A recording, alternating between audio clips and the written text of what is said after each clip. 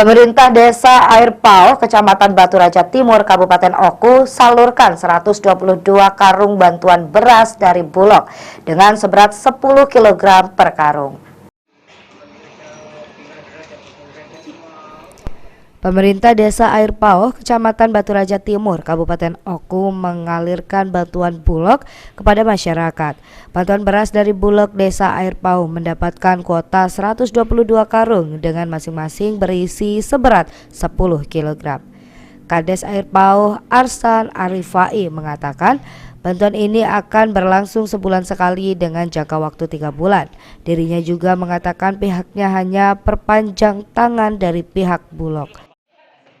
Kegiatan penyaluran beras dari Bulog sebanyak 122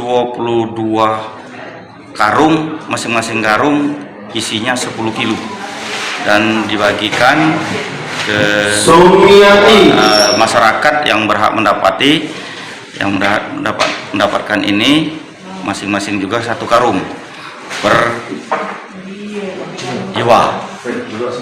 Yang mana data ini sudah kami terima dari Bulog, bukan desa yang membuat data ini, sehingga kami hanya sekedar kepanjangan tangan untuk membagikan beras ini. Arsan menekankan jika data penerimaan bantuan tersebut bukan dibuat dari pihak Pemdes, melainkan sudah didata dari pihak Bulog. Dia juga berharap pihak Bulog bisa menambahkan kuota untuk Desa Air Pauh, mengingat jumlah penduduknya sebanyak 10.000 lebih.